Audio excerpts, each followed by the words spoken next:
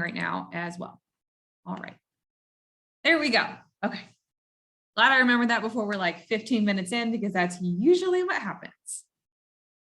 Okay, so our focus here, I'm going to give you a little bit of a refresher on Canva, basically just a little bit of the info that Nick just shared in the session before mine, in case you were joining late or you wanted a little bit more info on that. We're going to look at some different ideas that you can have for projects and inspiration in Canva. And then we're also going to practice playing around and giving you some time to look through some of the different templates that are out there, so you can have some inspiration and get started and consider how you can use this tool in an upcoming project with your students. All right, so what is Canva? You were probably here today because you want to learn more about this tool. Canva is a graphic design and visual communication tool. It is a tool that is used really across a lot of different industries, but it's definitely getting popular in education just because of its awesome features it has, its flexibility, and that it's just so easy to use. So all of us in BCSE, all of us staff, have access to this tool. We have a Canva for Education license, which is a little bit different than just your basic free Canva account, because it gives you really a lot of curated education templates, allows you to take any design that you make and quickly share it with students so that they have their own editable version of it. So you can build templates and scaffold things for them. And it can even be a way to track what students are working on and seeing what projects they've completed. So it's a little bit more advanced than just your standard run-of-the-mill Canva. Plus, you get access to some of the paid features of Canva, not all of them, but most of them with this version. Technically, if you're using this with students in their 7th grade and younger, you should have parent permission to use this. If you just send a note, let them know this is something that they're going to be using, then that would probably be fine. Next year, we'll include that in our early start of the year permission letter so that it's covered, and then you don't have to ask for permission later on. So to sign in, I'm not going to spend a ton of time on this just because Nick covered it in his last session. But if you didn't join that session, I do have a guide linked here on my slides that shows you how to access Canva, and it was also on Nick's session. So basically, if you don't already have a Canva account, technically BCSE has created one for you through your BCSE Google account in our process to set this up with all of our Google accounts. So all you have to do is, if you go to canva.com, you would just sign in with Google and you would click your BCSE Google account to sign in. So I'm already signed in on that screen, so I'm good to go there. If you technically already have a Canva account, I know that when I found out that we were going to be setting this up, I was really excited, but I already had a Canva account with my BCSE email, but it was not associating that with this whole new BCSE version of it. I technically had to merge my accounts because I really had 2 accounts with different levels there. So if you already have an existing account and it's with your BCSE Google account, then you will have to go through a couple of extra steps here to merge your account, and it will guide you through those processes. It only takes a couple of minutes and you should be good to go from there. All right. So with that being said, it says my voice is cutting. Anyone else having that? Can you hear me? I can't notice it as much, so I'm not. Okay. I don't know if that is on your end or not, Brenny, to be honest with you. Okay. Thanks, Nick. I also probably should stop talking so fast. That might be part of it. But thank you for letting me know. Appreciate that. The troubles of Zoom every now and then, right? There's always something that goes bizarre or goes wrong. So if you have questions on this, or if it doesn't work for you, just send me an email. My email's in the last slide, and I am happy to help you out. All right. So why should I use Canva? If you attended Nick's session, he gave you a lot of really good reasons on why you should use this tool. But here are a couple more in case you wanted them. So there are thousands of ready-to-use resources in Canva, not just for personal use, but also for educators. There's sample lesson planning templates that you can even use if you're writing a subplan. There's slideshows. There's the ability to create newsletters from here and quickly share them with parents. There's even some awesome like graphic organizers you can use right away, some classroom posters that honestly have a lot of really good content, even in the template that you could just print and go and add them to your class. So those are a couple of reasons. Another reason to use Canva is that it's a visual communication tool, And as humans, we process visual information more quickly and more often than any other type of media that we interact with. And that's why multimedia and visuals and TV and posters have been used for so long as educational tools, is because of their power. Visual tools increase learning, and they also help support students as they're learning new languages, and some of our students who prefer to have that as an option in their learning. So a little bit of science behind that as well, in addition to just the ease of use. So how can I use Canva? There are lots of ways that you can use this in the classroom. What I'm going to focus on today and give you some practice with is how you can use this as a project tool with your students. Now, if you're just getting started with this tool, that is perfectly okay. And if you don't feel like you're ready to roll this out as a tool for them quite yet, I would recommend doing some building and kind of doing your own projects yourself so you get some familiarity. I've been using Canva for a few years now, but I will say that Canva for Education is a little bit different just because there's some different buttons there than what you have with just your standard Canva account. So a couple of ideas for how you could use this tool in your classroom. And I even have examples on here that most of them are linked if you want to get a closer look at them. Tons of options for your students for projects. So a big part of Universal Design for Learning is giving choice, but also choice in how our students can show their understanding. So choice in assessments, choice in assignments, and a way for them to communicate what they know. And Canva does a great job of providing lots of different ways for students to do that, as well as templates to kind of structure that a little bit, because it can easily be overwhelming if a student's like, I want to make a poster, or I want to make an electronic book or an ebook, and they don't have a whole lot of support in doing that. This really takes away some of that guesswork and makes it easier for the students to put things together, but also to make things look a little bit better for you as the teacher as well. So here are some ideas that I had for you to use this tool with your students.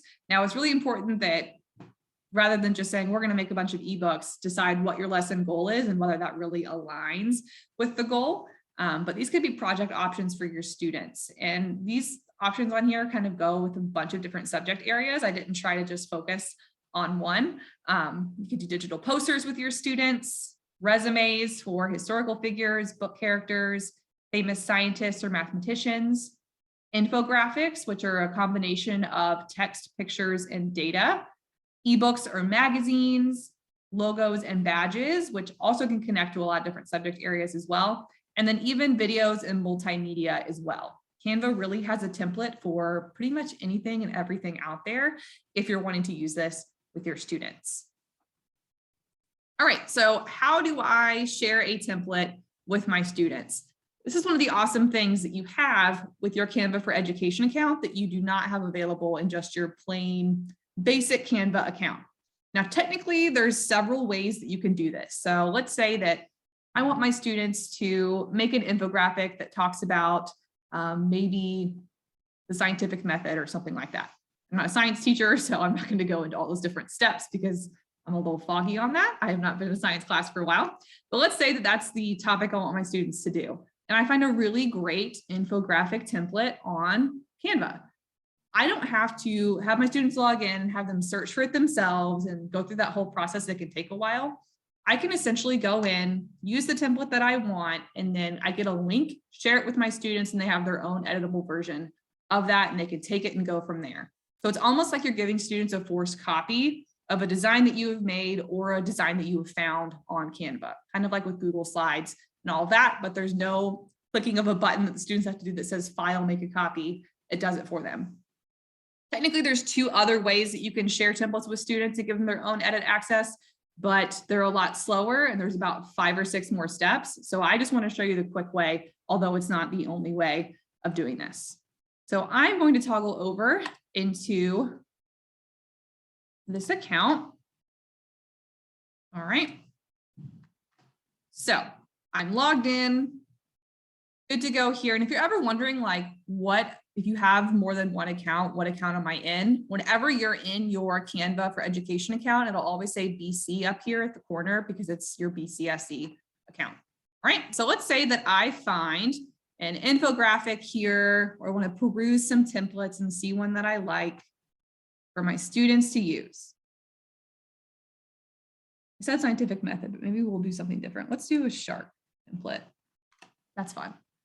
All right, so let's imagine we're doing a project and I want to give my students, this is an example. I also recommend using this templates feature, especially when you're using this tool with students for the first time, just so it can kind of scaffold this and make it a little less intimidating for them. Something else, if you really want to start using this tool more regularly with your students, maybe the first time that you use Canva with them, you make it just a fun, non-content related type of project. So they can focus on mastering the tool, not mastering the tool as well as content at the same time. So having them make an infographic about themselves or about their favorite sport or a hobby versus one that's super closely connected to content so that they don't feel kind of the cognitive load of that. All right, so I have my design here. Let's say this is my shark infographic. All right, and if I want to share this with students, I have a couple of different options here, but the fast way of giving students their own editable version of this template is if I just click this share button.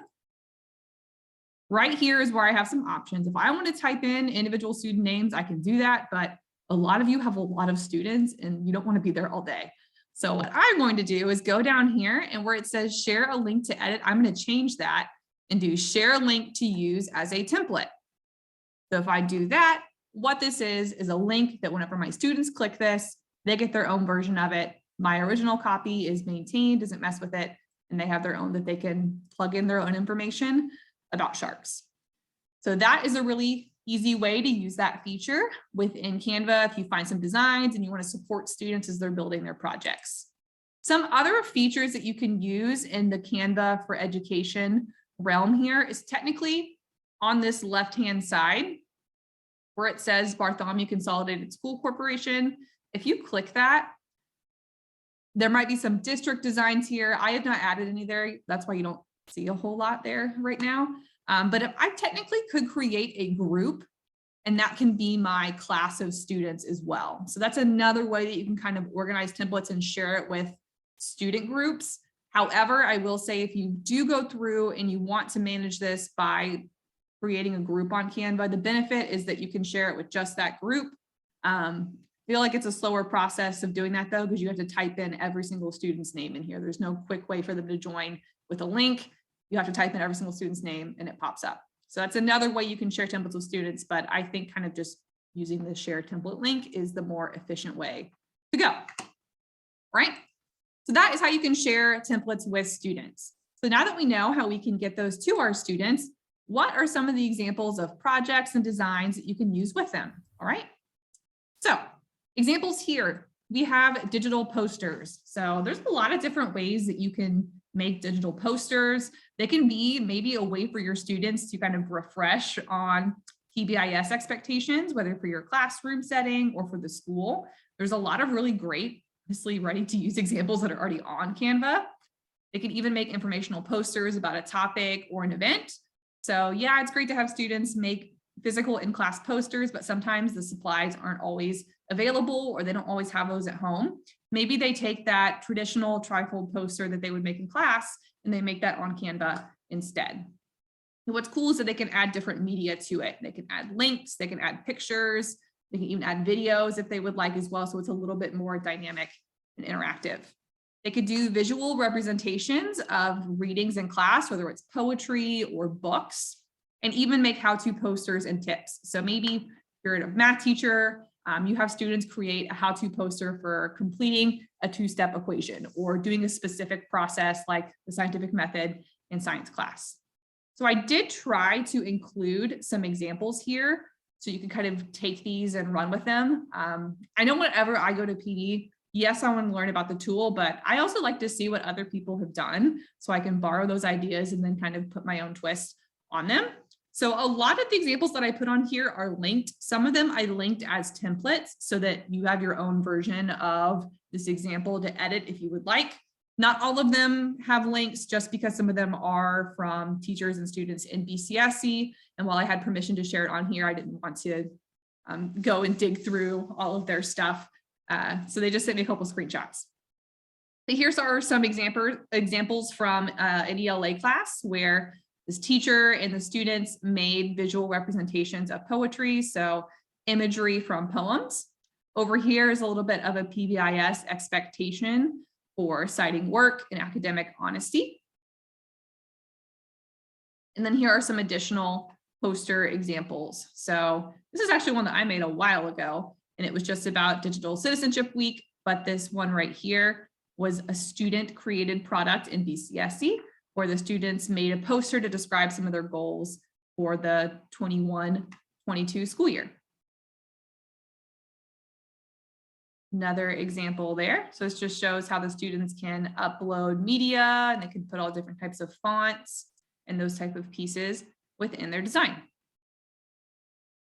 All right, here are some more content specific ones. So this is one that a teacher created, and it's kind of, she changes this from time to time. So it's not necessarily a poster, I guess it's more of a handout, but it's a roll and tell activity. So she made this, she posted it on her course, and then she also printed some copies for students in class.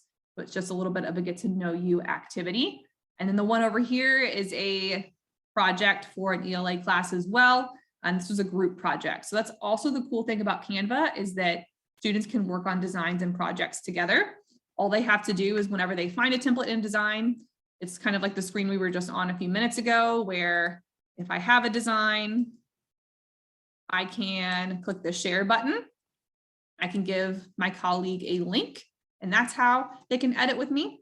Or I can just type in their name if I know they already have an account right there. And this is where I made a sample class on here, which is a group in Canva. So I could technically just share this with my group right away if that is a feature that you wanted to use. And maybe you're working with the same group of people pretty often, instead of typing in their names every time, you could do that. But I think the link is kind of the way to go.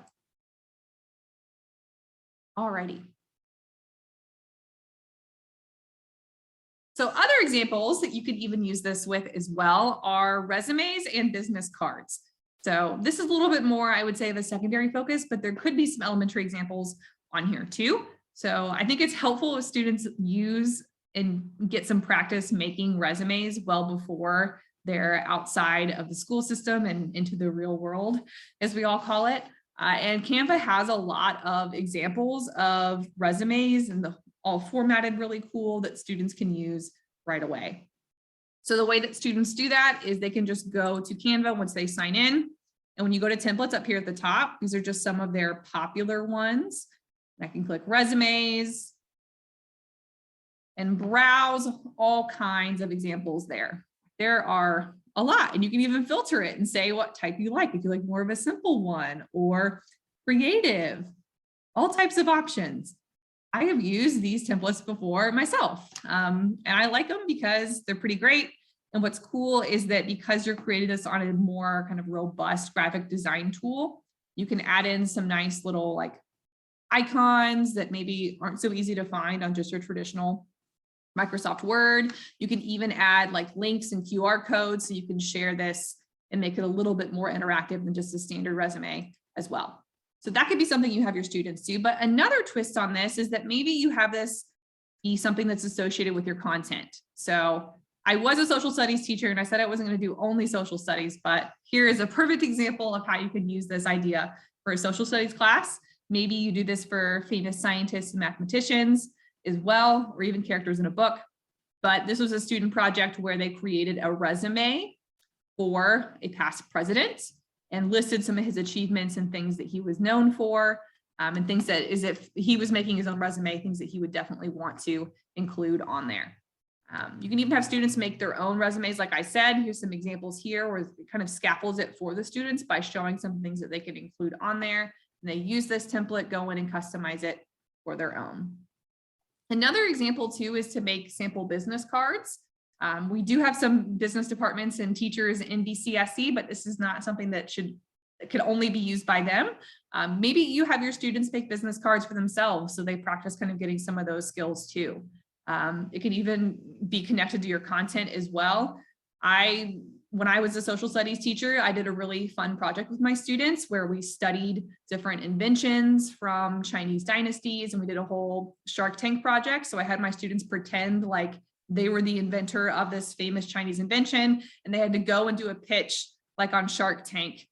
So some of them made business cards, and they made fake social media accounts and like made little social media accounts for their business pitch and made slideshows. So this could be something that they use for that project as well. And you can put QR codes on there as well. That's just a picture that I uploaded on here as an example. All right. And one of my, I think, favorite things on Canva that I think really applies to any subject area is using Canva for infographics. So infographics are basically a project option. It's a way to communicate information. We encounter infographics all the time. They're all over social media. They're on the news. They're used often. It's because they communicate a lot of information really quickly and in a dynamic way. So you have pictures, you have text, and you also have some data and numbers and sometimes graphs and charts on there as well. I think they're super great for students to use as a project because of all those different things that they include. Students usually, when they're creating an infographic, maybe they're creating one based off a text they read or some research, but they're having to manipulate their understanding of that content in a lot of different ways and present it in different ways, because there's always going to be numbers on an infographic and there's always going to be some visuals and text as well. So it really is a more complex, higher order thinking task than just making a digital poster or just doing a presentation. There's a lot of thought and really fine tuning of a lot of information down to just specifics in this type of project. And there's a lot of different ways you can do this with students. So technically there is a whole kind of like way of structuring this. If you like the Edu Protocols or EDU Protocols books, they have a way of doing this and it's called Numbers Mania. I think it's in the second EDU protocol book. If you're interested in that, I can tell you more about it. But if you just want to have students get started with this, there's tons of templates on Canva. Maybe you have students create their own data for their infographic, like maybe they're doing Pearl Harbor by the numbers and they're gathering data about that day, or they're doing health data for 7th graders across the United States, and they're gathering metrics related to that. They can do it on their own, or maybe you have it be a little bit of a group activity where students crowdsource the data together. So I have an example linked here where students could all be collaborating on the same spreadsheet, and maybe they're responsible for different fields of information. Then whenever students individually go in and make their own infographic, they pull that data from that whole group file so that they're not doing as much research on their own, but they're all benefiting from that collective research. So this is something that could be used in a lot of different subject areas: history battles and historical battles and events, scientific experiments. You know, maybe you have students do an experiment and they present their information, their findings by creating an infographic, health statistics, and maybe information about different countries of study in a foreign language class, or even just a way of representing information in a stats class or a math class as well. So I do have lots of examples for this one, just because I feel like this is a tool that Canva really thrives in this area as a tool. And there's been a lot of teachers who have used Canva for this specific purpose. There are other infographic tools out there, but a lot of them ask you to pay quite a bit of money for just a few designs, and you won't have that problem with Canva.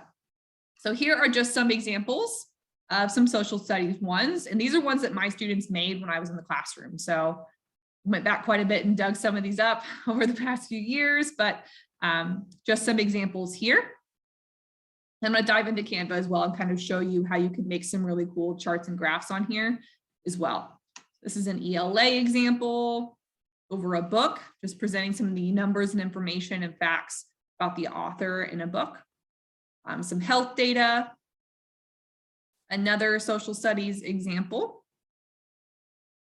All right, and what I'm going to do is go here so you can see just some of the cool things that you can do in Canva when it comes to infographics and numbers. And this is a fairly new feature that I'm about to show you. So if you are a Canva guru, maybe you haven't seen this feature yet.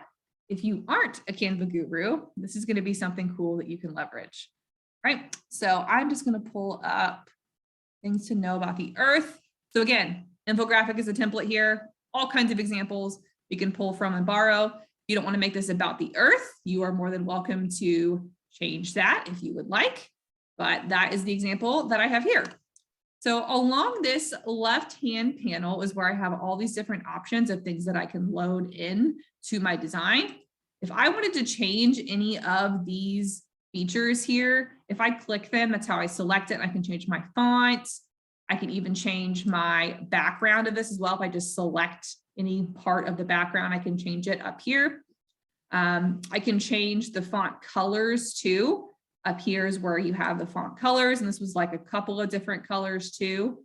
And if you find yourself using the same colors over and over again, you can technically build a brand kit.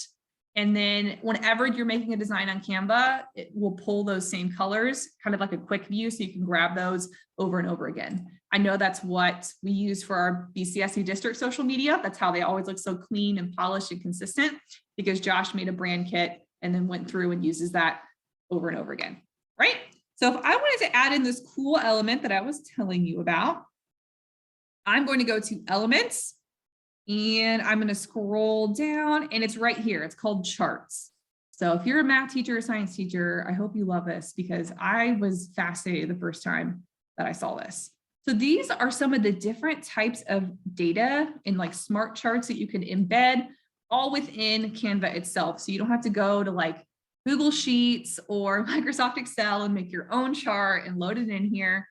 You can do it within this tool. Now, it's not going to be as robust as some of those others, but it's pretty neat. And the ones that I like are some of these like little fun looking people charts. All right. So you can even change the icon. So if we're talking about the Earth, maybe I want to talk about, this is weird. This is the first thing that came to mind. It's not the most uplifting thing, but maybe the number of forest fires that we have during a given year. So I put the little fire icon there, and this is where I can customize it to show a certain number. So maybe if I'm talking about the number of forest fires last spring, I had no idea. So I'm going to make a number. I'm going to do 25 total. And then I decide the number of them that I want to be filled. So maybe this is representing that out of all of the 25 forest fires that we had, maybe 10 of them were in Colorado, and I talk about that. If I resize this, I can kind of change the way it looks a little bit and then change the number that are on each line. If you're like, I don't like those colors, you can also change the different color options up here if you would like as well. So that is just a cool option if you have your students start to make infographics, or if you want to start making them to communicate information to your students. There's a lot of flexibility and fun with those. And that's how I made some of the examples that I showed you and how my students made them as well. All right. Last little tool I want to show you here, or example before we get going, is logos and badges. So if you want your students to kind of get their entrepreneur skills going, and maybe again, they're doing some type of invention project in a couple of different subject areas, or if you want them to do some creative writing, maybe they make their own little pretend business, then you can have them make logos and have it be a little bit more real on there as well. There's tons of logos and templates you can pull from as well. Some of these were ones that my students had made that I put on here, and then I pulled from a couple other teachers in BCSU that do a similar type of project. So the other examples that I had on here were just a few video options as well, just to show you some of the different tools and things that you can do. Don't have time for the rest of those, but they are linked here. All of these examples are linked if you wanted to use those with your students, or just click on them and get a little bit closer up view. So the idea is that you hopefully have some ideas to get going and get running with this. If you're wondering, how do I kind of customize some of my things on Canva and find some cool colors and pictures, I did link a couple of extra resources here. I love to use this website. If you're like really particular about color scheme, and maybe you have some students who are, this website here generates color palettes for you, and you just take the numbers and you can plug those into Canva whenever you're making designs. There's also some great websites on here as well if you want to upload your own pictures and media, so you can use those on your designs. These are some great websites to get some nice free to use images that are school appropriate, as well as some icons too, in case the one you want isn't necessarily shown in the Canva media library. All right. And the last bit of advice I have for you is, yes, it can be overwhelming to get going with Canva because there's so many awesome pieces and designs. My advice would be to start small, to practice using this tool yourself first. Maybe you start making posters or slides, or use Canva as a way to present information to your students, whether you're making infographics or videos using it. So you get a little bit of the know-how yourself. But it's also helpful that whenever you have your students use this tool for a project the first time, that maybe you do the project too. I got that advice from my awesome UDL facilitator when I was in the classroom, and that was, I think, was one of the more successful projects that I did with my students, because I went through, I did the whole project, and I even presented it to my students as well. And they used a rubric and scored me on it, and gave me some feedback, and it gave them a really good idea on what I was looking for. And it gave me the experience with using the tool too, so that I was more prepared for their questions. So that is just a little bit of advice whenever using any tech tool, not just Canva. If you have questions, additional guides here, these are just your basic getting started ones. I think Nick had these included in his presentation as well. But as always, email me, let me know if you have questions. If you do a project or you make a really awesome design, share that with me too. I love to put your examples in presentations. I always give you guys credit, so others can learn and grow from what you do as well, especially if it's something awesome and that you're proud of. All right, so I'm technically over by like 2 minutes. So I will stay on here for a couple more minutes if you have questions, but otherwise I am going to stop recording, and thank you for being here.